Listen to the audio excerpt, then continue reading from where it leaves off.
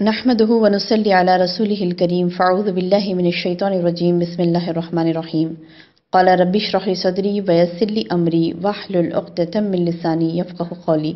سامعات السلام علیکم ورحمۃ اللہ وبرکاتہ. توحید عبادت میں سے جو مثالیں ہم دیکھ رہے تھے، پہلی مثال ہم نے دیکھی محبت کے متعلق اور ایک مثال ہم نے دیکھی خوف کے متعلق. آج انشاءاللہ توحید عبادت کی تیسری مثال ہم دیکھیں گے امید، یعنی امید کیسے توحید عبادت ہوتی ہے. پہلے ہم اس کا معنی و مفہوم دیکھیں گے، اس کے بعد یہ دیکھتے ہیں انشاءاللہ کہ علماء اکرام نے اسے کیسے تقسیم کی ہے.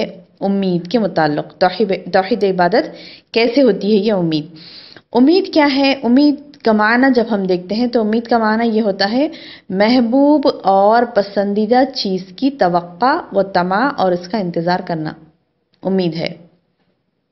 یعنی آج ہمارے درس کا عنوان ہے امید کا معنی و مفہوم. تو امید اس کا معنی کیا ہے؟ محبوب اور پسندیدہ چیز کی توقع اور طمع کہتے ہیں خواہش کو، یعنی محبوب اور پسندیدہ چیز کی توقع، طمع اور اس کا انتظار کرنا، یہ امید کا معنی ہے. اب اس کو علماء اکرام نے 3 قسموں میں تقسیم کیا ہے.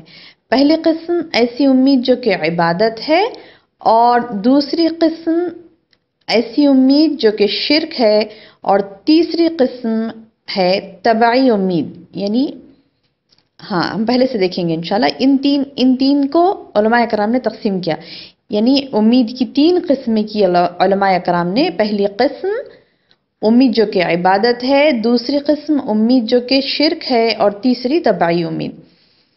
جیسے ہم پہلے دیکھتے ہیں امید کیسے عبادت ہوتی ہے، تو یہ امید یعنی صرف اللہ وحدہ لا شریک سے اپنی امنگیں اور تمنائیں وابستہ رکھنا. امید جو کہ عبادت ہے کیسے ہے کہ صرف اللہ وحدہ لا شریک سے اپنی امنگیں اور تمنائیں وابستہ رکھنا. اس کی دلیل کیا ہے کہ جیسے اللہ تعالیٰ نے اپنے محبوب بندوں سے کہا کہ اپنی رب کی بندگی میں شریک کسی کو نہ کریں اور اپنے رب ہی سے وہ امید رکھیں. جیسے ہم دیکھتے ہیں سورہ کہف آیت نمبر 110 میں اللہ سبحانہ وتعالیٰ فرماتے ہیں اعوذ باللہ من الشیطان الرجیم فمن كان يرجو لقاء ربه فليعمل عملا صالحا ولا يشرك بعبادة ربه احدا. سو پھر جس کو اپنے رب سے امید ہو ملنے کی وہ نیک عمل کرے، اپنی رب کی بندگی میں کسی کو شریک نہ کرے.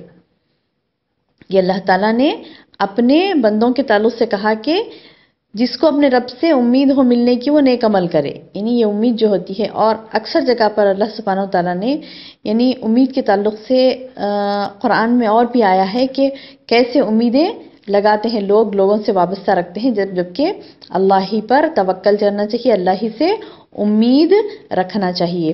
اب دیکھیے یہ امید کی پہلی قسم جو میں آپ کو سمجھا رہی تھی کہ امید کیسے عبادت ہوتی ہے، تو یہاں پر پوائنٹ یہ ہے کہ ہم صرف اور صرف اللہ وحدہ لا شریک سے اپنی امیدیں اور تمنائیں وابستہ رکھنا چاہیے. اس کی مندرجہ اقسام کی ہے علماء اکرام نے 2 قسمیں کی ہیں. ایک ایسی امید ہوتی ہے جو محمود ہے، یعنی اچھی امید، یعنی ایسی امید جس کے ساتھ اعمال صالحہ بھی پائے جائیں. ایسا نہیں کہ امید کرتا ہے بندہ اور عمل ہی نہیں کرتا، تو وہ غلط ہے. تو علماء اکرام نے امید کی 2 قسمیں کی، ایک محمود ایک مذموم.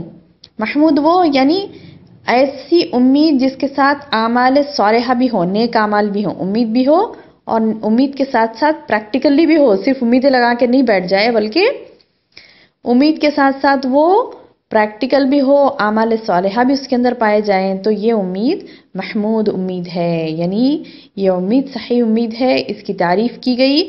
اور مذموم امید وہ ہے یعنی عمل کے بغیر بندہ امیدیں لگائے بیٹھے اور اپنے آپ کو جھوٹا سہارا دے کر بیٹھے. تو یہ جھوٹے سہارے اپنے آپ کو نہیں دینا ہے. امید ایسی امید کرنا کہ جس کے ساتھ عمل ہو، ایسی امید نہیں کرنا جس کے ساتھ عمل ہی نہیں ہے، صرف امیدیں ہیں اور اپنے آپ کو جھوٹا سہارا دے کر دھوکے میں ڈال رہے ہیں. تو یہ تھی امید. عبادت کیسے ہوتی ہے؟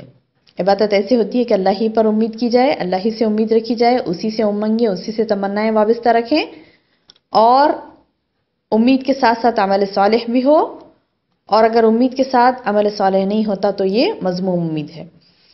ہاں، اس کے بعد دوسری قسم ہم دیکھیں گے مشرکانہ امید۔ امید کیسے شرک ہو جاتی ہے؟ یعنی غیر اللہ سے ایسی چیز کی امید رکھنا جس پر اللہ کے علاوہ کوئی بھی دوسرا قادر نہیں ہے۔ یعنی کئی ایسی چیزیں ہوتی ہیں جس پر اللہ وحدہ لا شریک کے علاوہ کوئی اور قادر نہیں ہے۔ کئی چیزیں ایسی ہیں جو صرف اور صرف اللہ ہی کے ہاتھ میں ہے، کوئی اسے کسی کو اللہ نے اس کا اختیار نہیں دیا، جیسے جنت کا فیصلہ کر دینا، جہنم کا فیصلہ کر دینا، تو یہ اللہ نے کسی کو اختیار نہیں دیا۔ اگر بندہ کسی کو اختیار دیتا ہے اور کہتا ہے کہ فلاں کو وہ جنت میں لے جائے گا، فلاں جنتی ہے، یعنی بعض وقت ہم فیصلے کر دیتے ہیں نا، کہہ دیتے ہیں کہ فلاں جنتی ہے، بعض وقت کہتے ہیں کہ بہ کیا نیک انسان ہے وہ، تو سبحان اللہ وہ تو ضرور جنتی ہے، نعوذ باللہ من ذالک۔ یعنی ہم اپنی طرف سے فیصلہ نہیں کر سکتے، کبھی بھی یہ کہنا چاہیے چاہے کتنے بھی نیک ہوں، لیکن ہمیں یہ کہنا چاہیے کہ انشاءاللہ وہ جنت میں جائے گا، اگر اللہ چاہے تو وہ جنت میں جائے گا۔ یعنی اللہ کو غصہ آتا ہے جب بندہ خود سے فیصلے کر لیتا ہے کہ یہ جنتی ہے، یہ جہنمی ہے۔ بہنوں، ہم فیصلہ نہیں کر سکتے، ہم امید کر سکتے ہیں اللہ سے، اور کسی کے حوالے بھی ہم یہ نہیں کر سکتے کہ فلاں ہمیں بخشوا سکتے ہیں، فلاں کے ہاتھ میں بخشش ہے۔ کئی لوگ ایسے ہیں جو یہ سمجھتے ہیں کہ فلاں کے ہاتھ میں بخشش ہے، فلاں بخشوا دیں گے، اور ان کو خود خوش کرنے کے لیے ان کے ناموں کی نظر و نیاز کی جاتی ہے، ان کے ناموں سے ان کو فلاں کیا جاتا ہے، یہ کہتے ہیں کہ فلاں کو ہم خوش کر دیں گے تو وہ اللہ کے ہاں ہمارے سفارشی بن جائیں گے اور اللہ ہمیں بخش دے گا۔ تو اس قسم کی جھوٹی امیدیں لگانا گناہ ہے، منع ہے، شرک ہے۔ نہ صرف گناہ بلکہ چھوٹا موٹا، بلکہ یہ تو بہت بڑا گناہ شرک ہے کہ ہم کسی ایسی چیز کی امید رکھ رہے ہیں جو کہ صرف اور صرف اللہ کے ہاتھ میں ہے۔ جنت کا دینا، دوزخ کا دینا، مغفرت کر دینا، ہدایت دینا، یہ خالصتاً اللہ کے ہاتھ میں۔ ایسی کئی چیزیں ہیں، چند میں نے اگزامپل دی آپ کو، ایسی کئی چیزیں ہیں جو صرف اور صرف اللہ ہی کے ہاتھ میں ہیں، وہ بندوں کے ہاتھ میں نہیں ہے، اور اس کی امید بندہ کسی اور سے کرتا ہے تو وہ شرک ہے۔ جیسے دعاؤں کا سننا، ہدایت دینا، اور ابھی میں نے آپ کو کہا تھا، کون سی اگزامپل دی تھی؟ اعوذ باللہ من الشیطان الرجیم، کون سی اگزامپل دی تھی میں نے آپ کو؟ کہ اللہ تعالیٰ ہی سے امید رکھنی چاہیے، ہاں، مغفرت کی، بخشش کی، جنت دینے کی، یا جہنم میں ڈالنے، جہنم سے بچنے کی، یا جنت کو حاصل کرنے کی، مغفرت کی۔ یہ اللہ ہی کے ہاتھ میں ہے، ہم کسی اور سے ہم یہ توقع نہیں رکھ سکتے کہ فلاں ہمیں جنت میں ڈال دے گا، نعوذ باللہ، نہیں، بلکہ تمام اختیارات اللہ ہی کے ہاتھ میں ہیں۔